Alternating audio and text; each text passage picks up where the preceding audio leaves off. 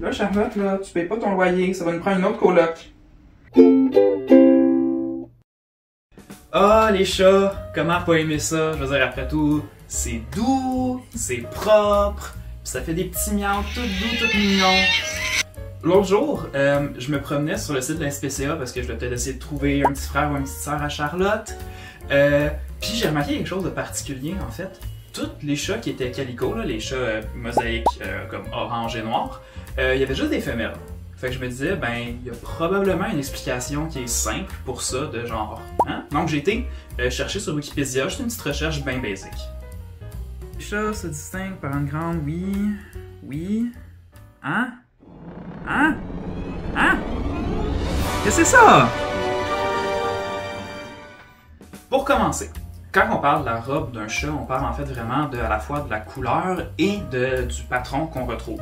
Par exemple, si on prend Charlotte, Charlotte est un chat chartreux, donc qui ont une couleur grise, un patron uni, parfait, idéal pour se cacher dans le noir. Si on prend un autre exemple, les sphinx, eux n'ont pas de poils et ont un patron parfait pour se cacher dans les comptoirs de viande froide au IGA. Et les préférés du moment, évidemment, les chats calico, qui eux vont avoir un patron mosaïque, orange et noir. Pour comprendre d'où vient toute cette diversité de couleurs-là, on va devoir se pencher en fait sur les gènes. Non, ben non, pas ces gènes, les gènes dans le sens de instruction. Parce que oui, même s'ils écoutent absolument personne, jamais, les chats sont quand même soumis aux lois de la génétique. Donc, dans chacune des cellules de Charlotte, ici présentes, on va retrouver des chromosomes. Donc les chromosomes, c'est un peu l'ensemble de toutes les instructions qui vont dire aux cellules comment agir. Ces instructions, on va les appeler gènes. Par exemple, sur un des chromosomes, on peut retrouver une instruction, un gène pour dire combien de doigts mettre sur chaque patte. Sur un autre, on va dire, ben voici comment faire du poil. Puis sur un autre, on va avoir quelle couleur le poil devrait être.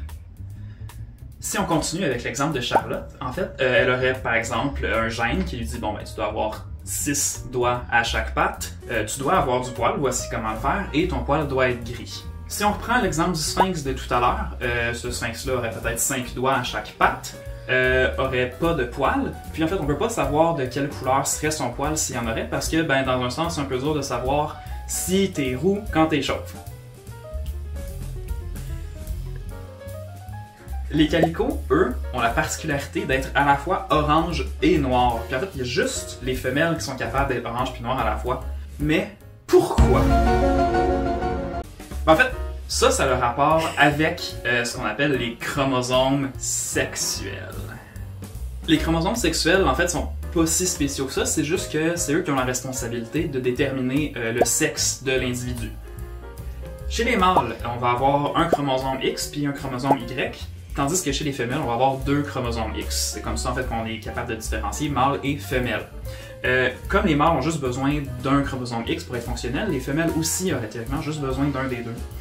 Fait que ce qui va se passer, c'est que les cellules vont tout simplement décider d'ignorer aléatoirement un des 2 chromosomes. Donc, parce qu'il est un peu redondant, on fait juste le tasser.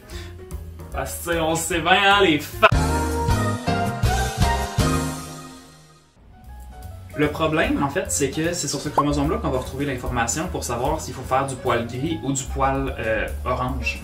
Chez les mâles, ben, c'est facile, on a un chromosome X, un choix de couleur. Pas difficile.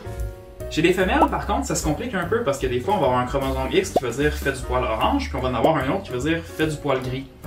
Fait que dans ce cas-là, les cellules, comme ils vont choisir d'ignorer un des 2 chromosomes, ben, dépendamment, des fois, on va avoir des cellules qui vont faire du poil orange, puis des fois du poil noir.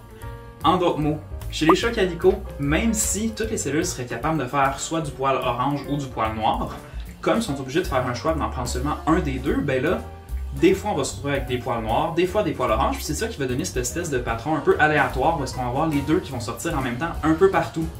Évidemment, il existe pas mal plus de patrons que simplement les chats à robe calico, mais on pourra peut-être en reparler une autre fois. Ce qui est vraiment important de se souvenir, c'est que ben, finalement les chats sont génétiquement programmés pour en faire à leur tête, puis ben c'est comme ça qu'on les aime.